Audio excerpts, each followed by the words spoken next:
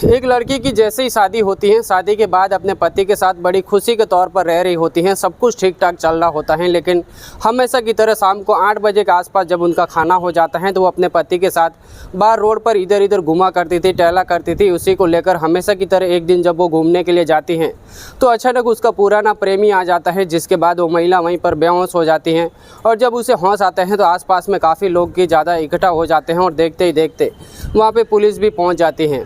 जैसे ही पुलिस वहाँ पर पहुँचती हैं तो उनको जब पूछताछ करने लगते हैं और जो कहानी निकल कर सामने आती हैं, वाकई में वो सभी लोग सोचने पर मजबूर हो जाते हैं और देखते ही देखते ये कहानी सोशल मीडिया पे भी काफ़ी ज़्यादा वायरल हो जाती है। आखिर उस रात क्या हुआ था, पूरी कहानी इस वीडियो के माध्यम से आप सभी को विस्तार से बताऊँगा। नमस्कार, मैं रमजान सैयाह और आज की सच्ची घटना जो मैं आपको सुनाने जा रहा हूँ। दरअसल राजस्थान का एक ज़िला लगता है श्री गंगानगर और यहीं पर एक थाना लगता है सदुल शहर। यहीं के रहने वाली अंजलि, जिनकी उम्र 23 साल के आसपास की होती हैं, लेकिन 7 साल पहले की बात है जब वो स्कूल के अंदर पढ़ रही होती हैं।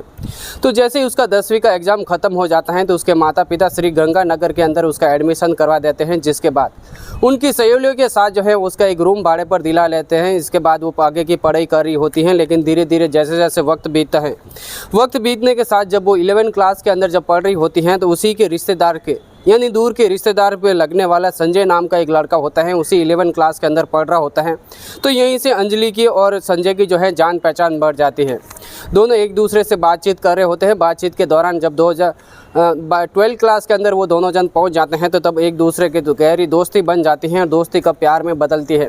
दोनों को कानों कान खबर नहीं लगती हैं। दोनों अलग अलग जगहों पर अब घूमने लगते हैं और घूमने के बाद जब अलग अलग जगहों पर इनके संबंध के सिलसिले भी स्टार्ट हो जाते हैं और इसी तरीके से इनका वक्त बीत रहा होता है। वक्त बीतने के साथ ही एक दिन संजय उसे मिलने की कोशिश करता है, अंजलि से बार बार अंजलि से मिलने की कोशिश करता है।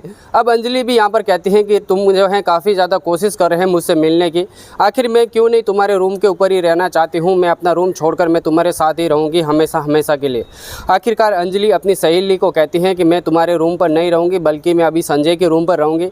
लेकिन मेरे परिवार वाले जैसे भी कभी आ जाते हैं या फिर तुम्हें फ़ोन भी कर देते हैं तो तुम कहना कि वो मेरे साथ ही रहती हैं। लेकिन आज के बाद मैं अपने बॉयफ्रेंड यानी उसके साथ जो है लिव इन रिलेशन की तरह रहना चाहती हूँ। आखिरकार अंजलि अपना रूम छोड़ देते हैं। अपने सहेली का रूम छोड़ने के बाद वो अपने प्रेमी संजय के पास चली जाती हैं, जिसके बाद वो कई साल तक वहाँ पर उसके साथ रहने लग जाती हैं।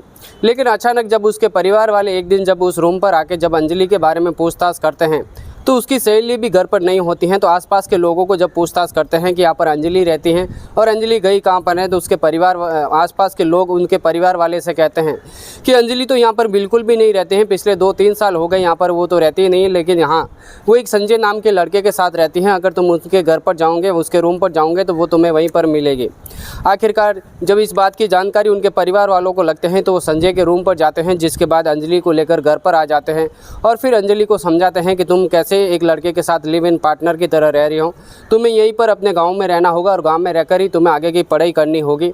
जब ये बात अंजलि को करते हैं तो अंजलि इस बात को मान जाती है। मानने के बाद वो अपने गांव में रहकर पढ़ाई कर रही होती है और इसी बात की जानकारी जब संजय के परिवार वालों को लगती है तो संजय के परिवार वाले भी संजय से कह देते हैं कि तुम्हें अब खर्चा पानी बिल्कुल भी नहीं मिलेगा। तुम एक लड़की के साथ लिव इन पार्टनर की तरह रह रहे हो, पढ़ाई तो तुम्हारी किधर की गई, लेकिन तुम लड़कियों के साथ इस तरीके के बर्ताव कर रहे हैं, इस तरीके के साथ उनके साथ रहना है और इसी तरीके से अगर तुम्हें करना है तो तुम्हें अब रुपये पैसा खर्चा कुछ भी नहीं मिलेगा, तुम्हें जो करना है वैसे करो।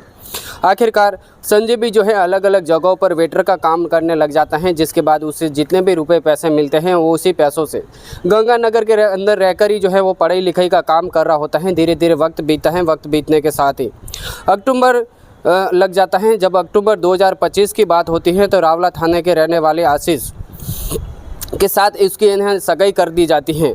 यानी रावला थाने के अंदर रहने वाला एक आशीष नाम का लड़का होता है। जब उसके साथ उसकी सगाई हो जाती है तो यहाँ पर अंजलि बिल्कुल भी अपने घर परिवार को मना नहीं कर पाती हैं। वो चाहती तो संजय के साथ शादी करना चाहती थी, क्योंकि उनके साथ वो वादा कर चुकी थी और साथ में जीने की, साथ में मरने की वो कसम खा चुकी थी। लेकिन उसके बावजूद भी आशीष के साथ जब उसकी सगाई हो जाती है तो 30 अक्टूबर के दिन 30 अक्टूबर 2025 के दिन जब उनकी दोनों की शादी हो जाती है। शादी के बाद अब अंजलि जो हैं आशीष के साथ रहने लग जाती हैं। सब कुछ ठीक ठाक चल रहा होता है। पीछे की ज़िंदगी वो सब कुछ भूल चुकी थी। अब नए पति के साथ, आशीष के साथ वो रह रही थी। सब कुछ ठीक ठाक चल रहा था।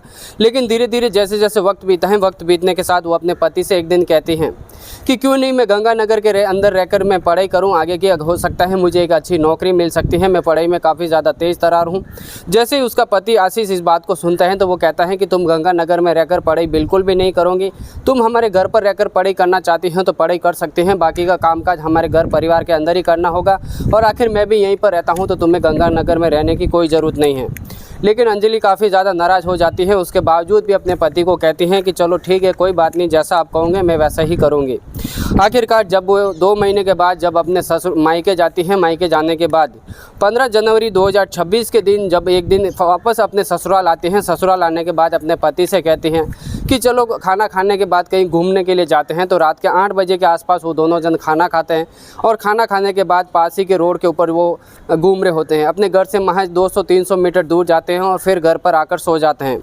इसी तरीके से इनका वक्त बीत रहा होता है। वक्त बीतने के साथ 30 जनवरी 2026 के दिन पूरे 15 दिन तक वो घूमने टहलने के लिए जाते हैं। लेकिन 30 जनवरी 2026 के दिन जिस दिन वो लोग घूमने के लिए जाते हैं तो घर से मात्र 300 मीटर की दूरी पर जैसे ही वो लोग पहुंचते हैं तो वहां पर 3 लोग आते हैं और 3 लोग आने के बाद उनके ऊपर हमला कर देते हैं। हमला जैसे ही करते हैं तो यहाँ पर अंजलि भी काफ़ी ज़्यादा डर जाती हैं, सहम जाती हैं, जिसके बाद उसके पति के ऊपर डंडों के साथ बारिश करते हैं और फिर अंजलि के गहने और फ़ोन वोन चुरा के वहाँ से भाग जाते हैं। अंजलि ये सब देखकर वहीं पर बेहोश हो जाती हैं। जिसके बाद आसपास के लोग जब वहाँ पर इकट्ठा होते हैं तो अंजलि को जैसे ही होश आते हैं तो वो देखते हैं कि आसपास के अंदर काफ़ी ज़्यादा लोग इकट्ठा हैं और फिर यहाँ पर पुलिस भी खड़ी होती है। जब अंजलि से उसे पूछताछ करने लगते हैं, उसे कहते हैं कि तुम्हारे पति के साथ काफ़ी ज़्यादा मारपीट हुई है, तो अंजलि फिर से बेहोश हो जाती है। जिसके बाद उन दोनों को लेकर पुलिस जब हॉस्पिटल पहुँचती हैं तो डॉक्टर उसे अंजलि के जो पति होता है आशीष उन्हें मृत घोषित कर देते हैं। जिसके बाद अंजलि को जैसे ही होश आते हैं तो पुलिस फिर से उनसे पूछताछ करने की कोशिश करती है कि आखिर तुम्हारे साथ हुआ क्या है। अंजलि यहाँ पर बताने लगती है कि कुछ 3 लोग अज्ञात लोग आते हैं, जिसके बाद चोरी की वारदात करते हैं। मैं अगर चिल्लाने की कोशिश करता हूँ तो यहाँ पर मेरे पति को काफ़ी ज़्यादा पीट देते हैं, जिसके बाद मैं बेहोश हो जाती हूँ और उसके बाद मुझे कुछ पता नहीं होता है। तो आखिरकार अंजलि कहती है कि तुम्हारे चिल्लाने की वजह से तो आसपास के लोग भी यहाँ पर रहते हैं, अगर तुम चिल्लाती तो मौका पर लोग पहुँच जाते, जिसके बाद तुम्हारा पति भी बच सकता था। तो वो कहती हैं कि हाँ, मैंने चिल्लाने की कोशिश तो की थी, लेकिन पहले मैं डर जाती हूँ। जिसके बाद चोर वोर जब मेरे गहने वहने लेकर भाग जाते हैं, मेरे पति के साथ जब मारपीट करते हैं और जैसे ही वहाँ से वो फ़रार हो जाते हैं तो उसके बाद मैं चिल्लाती हूँ। जिसके बाद लोग भी आ जाते हैं तो पुलिस को कुछ डाउट लगता है और डाउट लगने के बाद जैसे ही आशीष के और उनकी पत्नी अंजलि दोनों के फ़ोन की लोकेशन ट्रैक करते हैं, जिसके बाद उसकी कॉल डिटेल्स निकाली जाती हैं। तो आखिरकार अंजलि के फ़ोन पर लास्ट बार जो बात होती है वो संजय नाम के व्यक्ति से बार बार बातचीत होती है। तो पुलिस को यहाँ पर शक गहराया जाता है। जिसके बाद अंजलि और फिर संजय दोनों को गिरफ्तार करती हैं। गिरफ्तार करने के बाद जब उसे पूछताछ करती हैं तो आखिरकार पहले तो वो इधर इधर घुमाने की बात करते हैं। वो कहते हैं कि संजय तो मेरा पुराना दोस्त है, मेरे रिश्ते में लगने वाला भाई है, हम दोनों एक दूसरे के साथ पढ़ाई करते थे, इसीलिए कभी कभार हम दोनों के बीच में बातचीत होती है। लेकिन पुलिस जब सख्ती के साथ पेश आती है तो आखिरकार अंजलि टूटती हैं। टूटने के बाद एक कहानी सुनाती हैं। अंजलि कहती हैं कि आज से 7 साल पहले हम दोनों की प्रेम प्रसंग स्टार्ट हो जाते हैं। स्कूल से ही हम दोनों एक दूसरे के लिव इन रिलेशन के अंदर रह रहे थे, हम दोनों एक दूसरे के संबंध बन रहे थे। इसी तरीके से हम साथ जीने साथ मरने की कसम खाते हैं। लेकिन एक दिन जब मेरे परिवार वाले वहाँ पर आ जाते हैं तो उनको इस बात का पता लग जाता है कि आखिर में मैं अपने प्रेमी संजय के साथ रह रही हूँ। तो हमारे घर परिवार वाले मुझे लेकर सदुल शहर लेकर चले जाते हैं, जिसके बाद मैं वहीं पर रहकर पढ़ाई कर रही होती हूँ। लेकिन अचानक मेरी सगाई जो है 30 अक्टूबर 2023 के दिन सगाई करने के बाद मेरी 30 अक्टूबर के दिन शादी भी करवा देते हैं आशीष के साथ। और आशीष के साथ मैं हर तरीके से खुशी के साथ रह रही होती हूँ। लेकिन आशीष को इस बात की जानकारी नहीं होती है कि मेरा एक पुराना प्रेमी भी है और प्रेमी से मैं काफ़ी ज़्यादा प्यार करती हूँ। आखिरकार आशीष इस बात को जानकारी बिल्कुल भी नहीं लगती है। उसे मैं इस तरीके से प्यार से रह रही होती हूँ कि उसे कानों कान खबर नहीं लगती है। लेकिन धीरे धीरे वक्त बीत रहा होता है। वक्त बीतने के साथ जब मैं उसे गंगानगर में पढ़ाई की बात करती हूँ तो आशीष मुझे साफ इनकार कर देता है, जिसके बाद मैं काफ़ी ज़्यादा गुस्सा हो जाती हूँ। जिसके बाद मैं मायके आती हूँ। फिर मैं संजय के साथ मिलती हूँ। फिर हम लोग एक षड्यंत्र बनाते हैं और षड्यंत्र बनाने के बाद 15 जनवरी 2026 के दिन जब मैं रिटर्न अपने मायके आती हूँ तो हमेशा मेरे अपने पति को जो है खाना खाने के बाद मैं रोड पर घुमाने टहलाने के लिए लेकर जाती हूँ।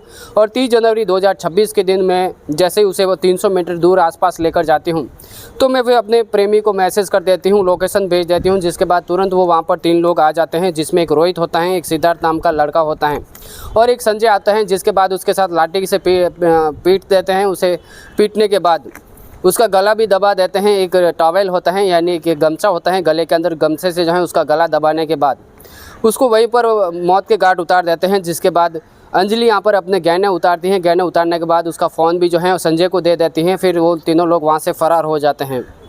और जैसे इस बात की पुलिस को जानकारी लगती है, पुलिस को थोड़ा भी शक गहराता है, जिसके बाद संजय और अंजलि पहले से ही गिरफ्तार होते हैं, लेकिन रोहित सिद्धार्थ को भी गिरफ्तार कर देते हैं। और गिरफ्तार करने के बाद इनके ऊपर गंभीर धाराओं के अंदर मुकदमा दर्ज कर लेती हैं। जिसके बाद पुलिस का कहना है कि इनके ऊपर कड़ी से कड़ी मुकदमा दर्ज किया जाएगा और भी कुछ धाराएं होगी, धाराएं लगाई जाएगी, जिसके बाद उन्हें अच्छे से जो है कोर्ट में पेश करेंगे। पेश करने के बाद उसे हमेशा हमेशा के लिए जेल की सलाखों के पीछे भेज देंगे।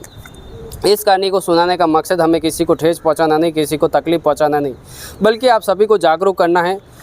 चलते हैं कमेंट्स की ओर। तो सुप्रिया सिंह कोकण महाराष्ट्र से हमारी वीडियो देखते हैं। यश ठाकुर मुंबई महाराष्ट्र से, कार्तिक पंड्या उत्तर प्रदेश बनारस से हमारी वीडियो देखते हैं। मुश्ताक खान पाली राजस्थान से। आप सभी को तहे दिल से धन्यवाद। इसी तरीके की क्राइम की कहानियाँ हर रोज़ सुनना चाहते हैं, देखना चाहते हैं तो इस वीडियो को लाइक कर लेना, चैनल को सब्सक्राइब करना बिल्कुल भी मत भूलना। मिलते हैं आपसे अगली वीडियो के अंदर, तब तक के लिए दीजिए हमें इजाज़त। जय हिंद, जय जवान।